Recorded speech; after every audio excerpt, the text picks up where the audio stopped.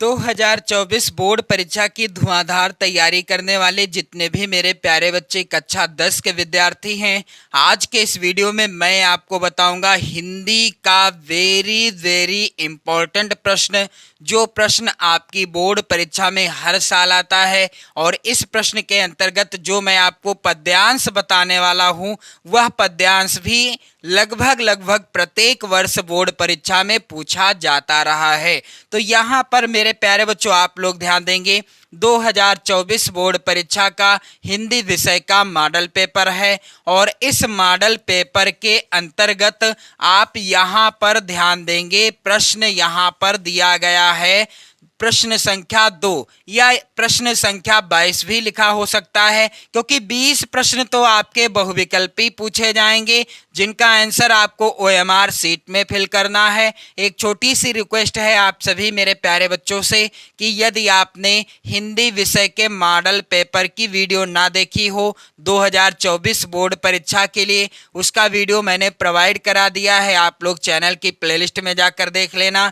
कई हिंदी विषय के मॉडल पेपर हैं, कई सामाजिक विज्ञान विषय के भी मॉडल पेपर हैं और कई गृह विज्ञान विषय के और चित्रकला विषय के भी मॉडल पेपर की वीडियो आप देख सकते हो। 2024 बोर्ड परीक्षा के लिए धुआंधार तैयारी करा रहा हूं मैं इस चैनल पर, तो आप लोग सभी लोग जुड़ जाएं चैनल के साथ, वीडियो को लाइक शेयर कर दें, अपने प्यार भरे कमेंट भी करते रहें। मेरे प्यारे बच्चों यहाँ पर प्रश्न दिया गया है, निम्नलिखित पद्यांशों में से किसी एक पद्यांश के नीचे दिए गए प्रश्नों के उत्तर दीजिए।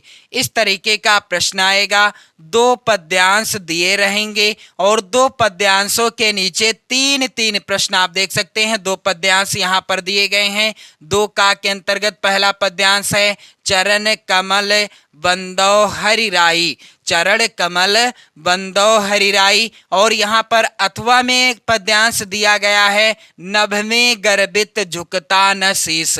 और इन दोनों पद्यांशों के नीचे 3 प्रश्न आप देख रहे होंगे और आपको करना क्या है, किसी एक पद्यांश के नीचे दिए गए 3 प्रश्नों का उत्तर देना है ताकि आपके ये 6 नंबर बिल्कुल पक्के हो जाएं। तो यहाँ पर जो पहला पद्यांश है, चरण कमल बंदो हरिराई, यह पद्यांश लगातार बोर्ड परीक्षाओं में पूछा जाता रहा है। तो मैं आपको इसको हल करके बताऊंगा, इस पूरे पद की या पद्यांश की, जैसा कि प्रश्न में दिया गया है, उपर्युक्त पद्यांश का संदर्भ लिखिए। संदर्भ आपको कैसे लिखना है बोर्ड परीक्षा में मेरे प्यारे बच्चों, जब कभी भी आप किसी भी गद्यांश का हो या फिर पद्यांश का हो, चाहे गद्यांश हो चाहे पद्यांश हो, किसी का भी जब आप संदर्भ लिखते हो तो आपको क्या करना है, उसके शुरुआत के शब्दों को और अंतिम के शब्दों को जरूर लिख लेना। यहाँ पर आप लोग ध्यान देंगे, शुरुआत के शब्द हैं चरण कमल और अंतिम के शब्द क्या हैं, बंदो तेहि पाई। इस तरीके से आप लिख लीजिएगा। काले पेन से आप लिखिएगा, लाल पेन का प्रयोग आपको नहीं करना है, ना तो परीक्षा में और ना ही अपनी नोट्स बनाते समय। यहाँ पर मैंने लाल पेन से लिखा है, लेकिन आपको ध्यान रखना है लाल पेन का प्रयोग आप मत करिएगा। फिर इसके बाद आपको हेडिंग डाल देना है संदर्भ। क्या होगा संदर्भ, प्रस्तुत पद्यांश हमारी पाठ्य पुस्तक हिंदी आप काले पेन से लिखेंगे के काव्यखंड, पद्यांश है तो काव्यखंड का भाग है, और यदि गद्यांश होता तो गद्यखंड का भाग होता।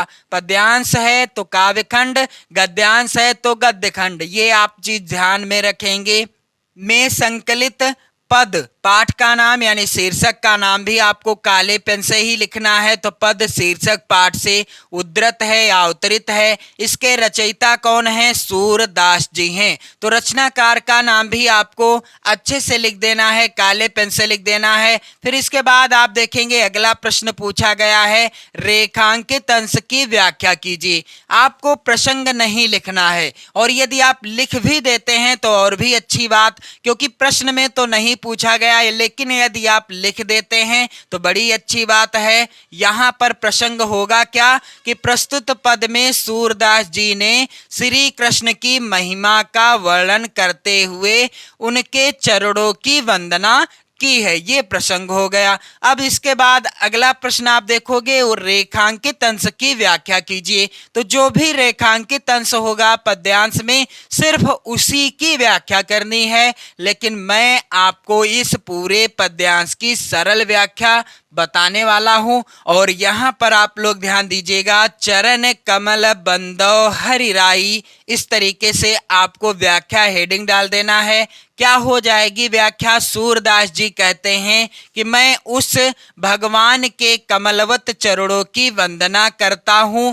चरण कमल बंदो हरिराई, जाकी कृपा पंगु गिरि लांघे, अंधे को सब कछु दरसाई। क्या कहते हैं सूरदास जी कि मैं उन भगवान श्री कृष्ण के कमलवत चरणों की वंदना करता हूं, जाकी कृपा पंगु गिरि लांघे, अर्थात जिनकी कृपा से पंगु अर्थात लंगड़ा व्यक्ति, गिरि अर्थात पर्वत को लांघ जाता है, पार कर लेता है। अंधे को सब कछु दर्शाई, और अंधे व्यक्ति को क्या होता है? अंधे व्यक्ति को सब कुछ दिखाई देने लगता है, यानी दिखलाई पड़ने लगता है। आगे सूरदास जी कहते हैं, बहिरो सुने गूंग पुनि बोले, रंक चलें सिर छत्र धराई। सूरदास जी कहते हैं कि उन कमलवत चरणों की कृपा यदि किसी बहरे व्यक्ति पर हो जाती है तो वह व्यक्ति दोबारा सुनने लगता है,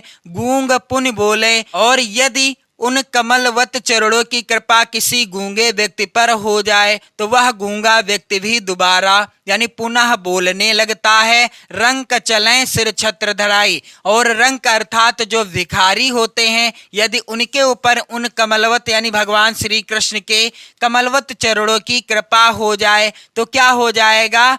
वह भी महादरिद्र व्यक्ति भी अपने सिर पर राज छत्र धारण कर लेता है, यानी राज छत्र धारण करके चलने लगता है। अंतिम कड़ी में सूरदास जी कहते हैं यहाँ पर, सूरदास स्वामी करुणामय, बार बार बंदो तहि पाई। सूरदास जी कहते हैं कि मैं ऐसे सर्वशक्तिमान करुणामय भगवान के चरणों की बार बार वंदना करता हूं। तो मेरे प्यारे बच्चों, बिल्कुल आसान व्याख्या है। चरण कमल बंदो हरिराई, जाकी कृपा पंगु गिरि लांघे, अंधे को सब कछु दर्शाई, बहिरो सुने गूंग पुनि बोले, रंक चलें सिर छत्र धराई, सूरदास स्वामी करुणामय, बार बार बंदो तेहि पाई। कि सूरदास जी कहते हैं कि मैं उस भगवान के कमलवत चरणों की वंदना करता हूं, जिसकी कृपा से लंगड़ा व्यक्ति भी पहाड़ों को लांघ जाता है, अंधे को सब कुछ दिखलाई पड़ने लगता है, बहरा मनुष्य सब कुछ सुनने लगता है, गूंगा मनुष्य फिर से बोलने लगता है, और महादरिद्र व्यक्ति भी अपने सिर पर राज छत्र धारण कर लेता है। सूरदास जी कहते हैं कि सूरदास स्वामी करुणामय,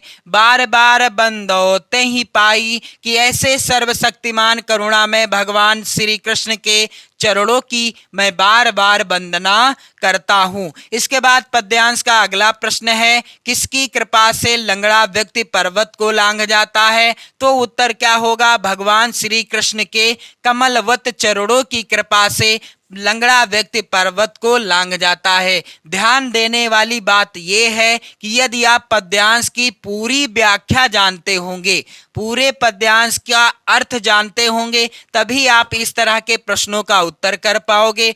यदि मान लीजिए यहाँ पर तो ऊपर से दूसरी और तीसरी लाइन अंडरलाइन है, यानी रेखांकित अंश के अंतर्गत आई हुई है, पूछा गया है। यदि यहाँ पर पहले से दूसरी और तीसरी लाइन अंडरलाइन ना होती, कोई और लाइन होती, तब आप क्या करते? इसलिए मैं कहता हूं कि यदि आप चैनल की प्लेलिस्ट में जाओगे तो आपको वहां पर क्रमशः वीडियो मिलेंगे। सूरदास जी के जितने भी पद हैं, सभी पदों से रिलेटेड वीडियो प्रोवाइड करा दिए हैं।